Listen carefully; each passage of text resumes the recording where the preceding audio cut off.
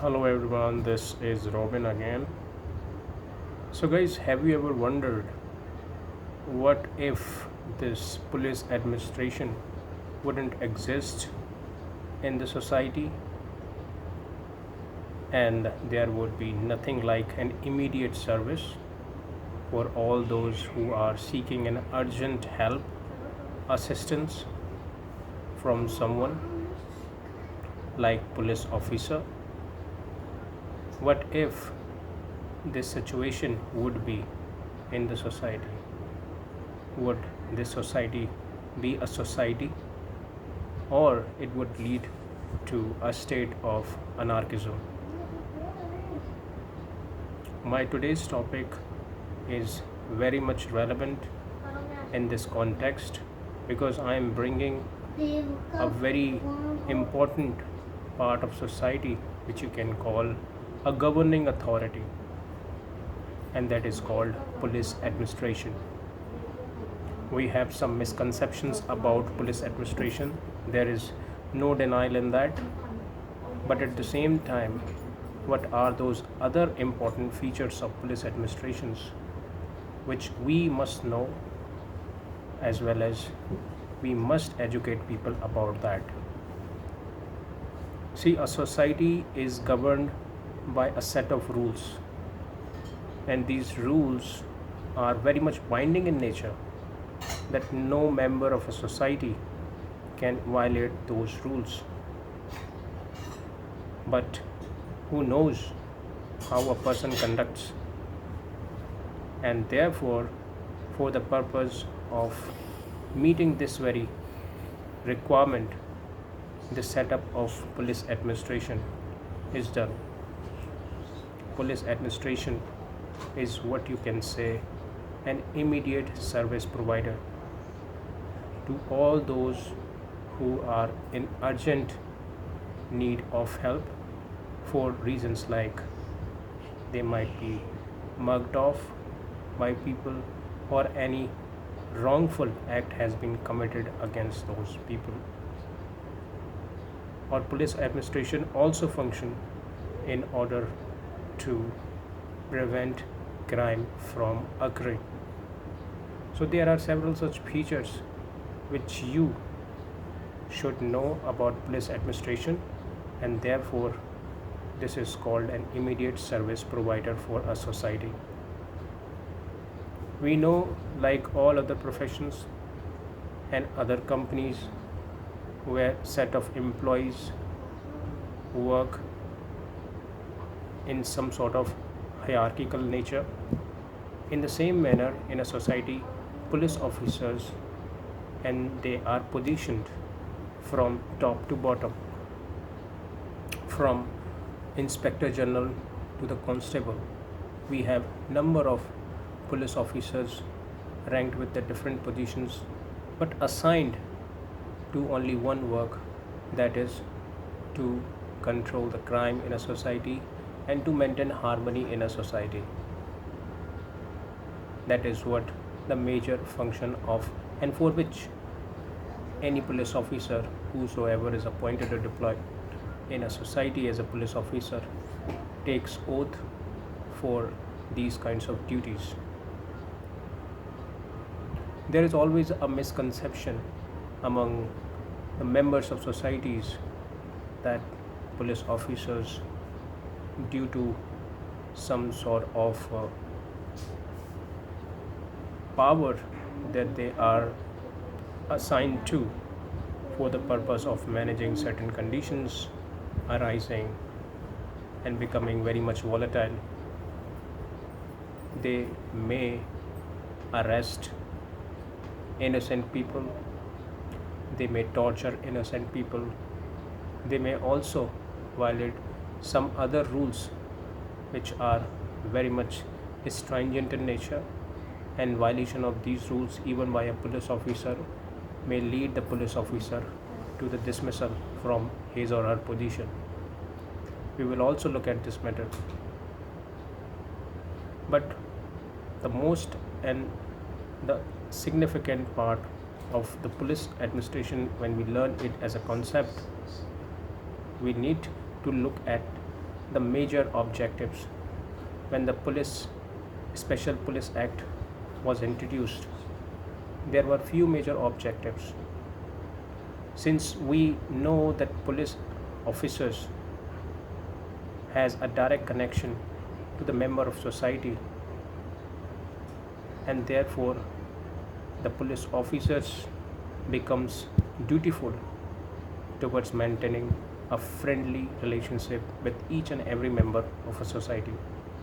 And this becomes the first and the foremost objective of every police officer who are appointed with these kinds of services, that they have to maintain a cordial behavior with all members or the people living in a society.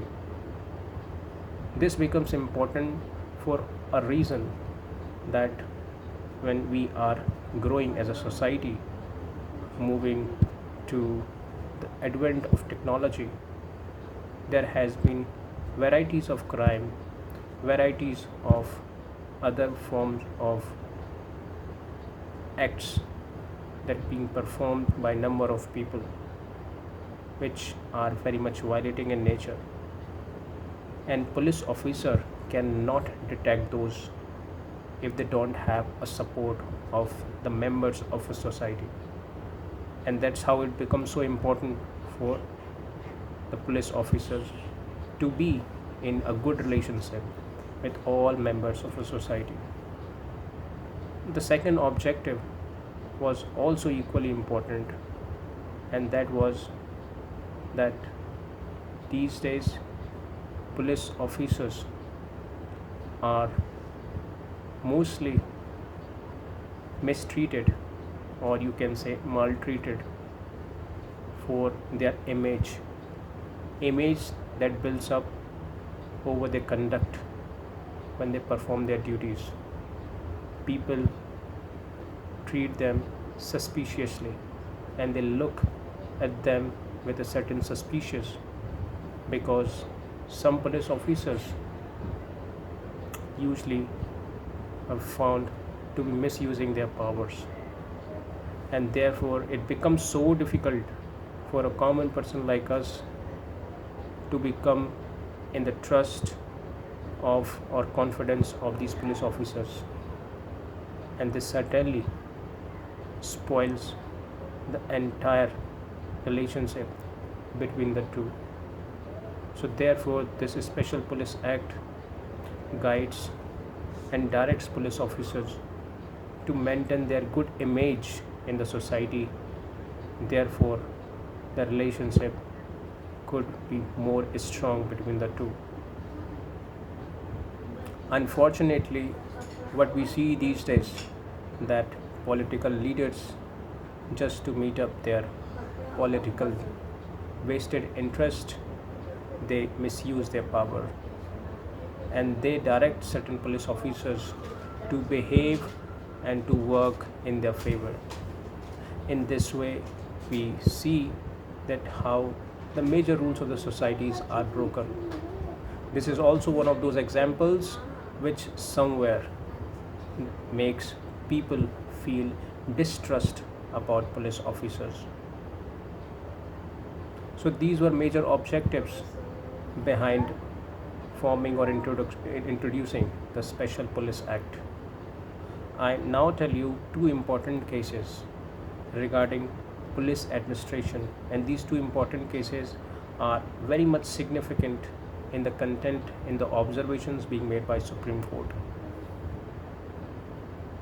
The first case was in which the Supreme Court said that it is the police officer who has a direct connection to the member of a society, and therefore he has all freedom of performing his duties under no certain compulsion when he thinks certain objectives can be achieved, because it is that police officers who is in the better position about knowing certain instances about the happening or occurring of any crime.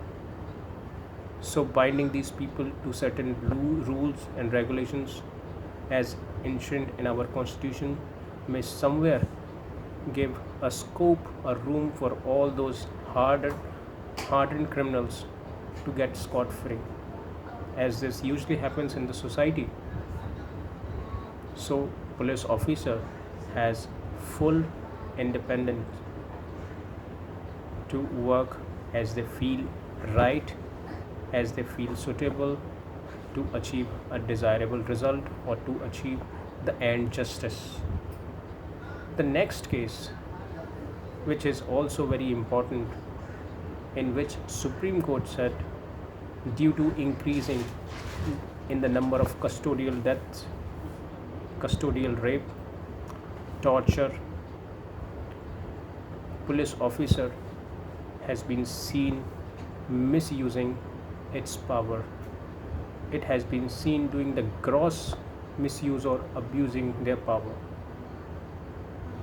And therefore, if any police officer finds or is found violating any such crime or any such thing which he is not supposed to do, then in this case it is the liability on the police officer to come out with clearance. These two important cases are very suitable, you can say, for law students to understand the very entire concept of police administration. So next time when you deal with any police officer nearby you for any of the reason, you may not directly limit them by counting them number of rules as they are binding in nature to the police officers, because it is the police officer power to behave independently in some specific cases as he is confident about, as he thinks that the case is very much relevant and the case is of some grievous nature or a grave nature, then he may violate some rules, and these violations cannot be treated as a literal violation of the law. However, it is also the responsibility of the police officer to not let the power be abused by anyone and lead a feeling of apprehension in the mind of the members of societies. But last not the least, it is on the end of us, member of the society, to be educated enough so that this mis or mis malpractice of the laws that is done by the police officer could be not a regular case, and it could only be possible when you, me and everyone are well and educated about the laws, about our rights. So this is all about the police administration as given in jurisprudence of LLB. I hope this will clear the concept. This was very much basic concept, as we all are very aware of that, but since it is in the continuation of making videos related to law, jurisprudence and criminology, so here this is for the time. I am taking a leave and will meet you with another topic. Take care. Bye bye.